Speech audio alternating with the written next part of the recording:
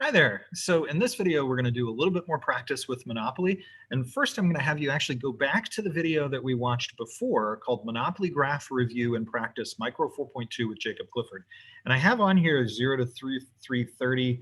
It's actually, the questions start right about at 3:15 or so, somewhere in there. So if you go to 3:15, because you already watched the first 3 minutes of this video, and then you can work through the rest of it with him, or we can work through it right now. So this picture that he's using, he actually talks through how did he get these answers.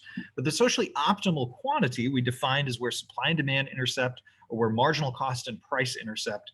And that's going to be where if you see demand, that's the price, and you go up to the marginal cost curve, that's at point C. And so the quantity there is Q3.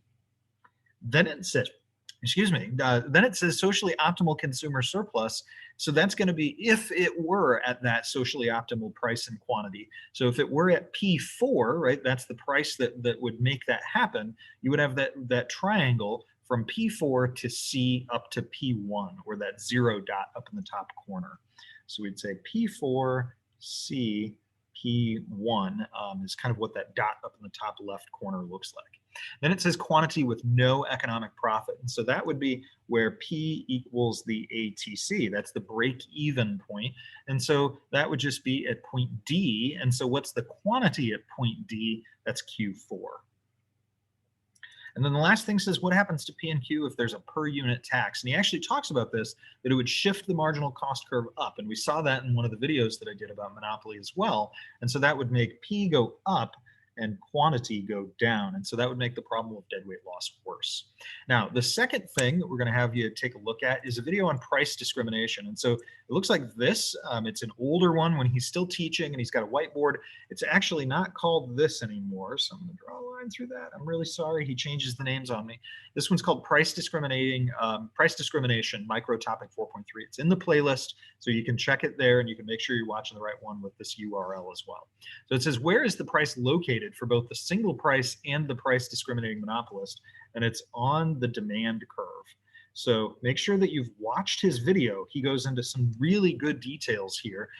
Go ahead and pause my video if you haven't watched his video yet.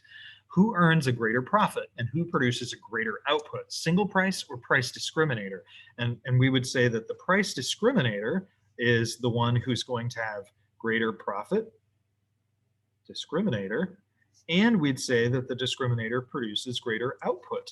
And if you look at his graph, the way that he graphs it, he'll walk through why they do that. And that's because in a price discriminating monopoly, you no longer have a separated marginal revenue from demand. They just boop right back together again.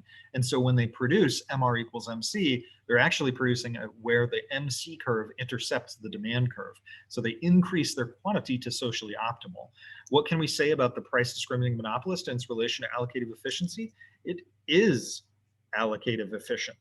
So it satisfies our precondition for eliminating deadweight loss because they decide to produce at the quantity where MR equals MC. And that happens to be also the quantity where supply and demand intercept, because now marginal revenue is equal to demand.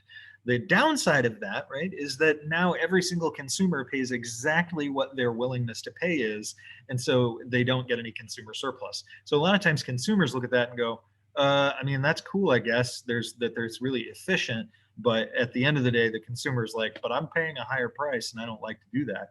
But, you know, from the big picture perspective, you have the socially optimal quantity of transactions going on, and we've maximized total surplus. It just happens to all go to the producer. Real world examples exist of this in practice. Airlines try to do this as much as possible. They slice and dice their consumers, and they say, if you want to pay a little more, we'll give you some extra benefits. You can pay a little less, that's fine, but either way, the plane's going to get you from Los Angeles to Chicago.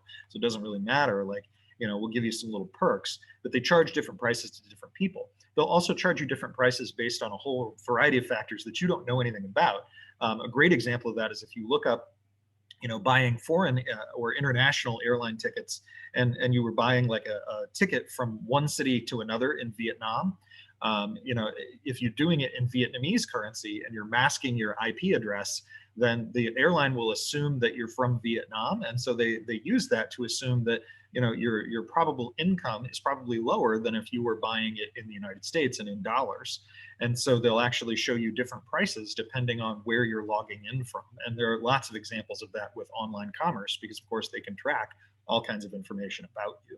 So they do that. Price discrimination happens all the time. It's not illegal, and it actually increases the efficiency of the market. But obviously, consumers are like, what? So, anyways, hopefully this helps you. That gets us to the end, even though this big giant graph is actually for the next one. Hopefully that helps you. I'll see you next time.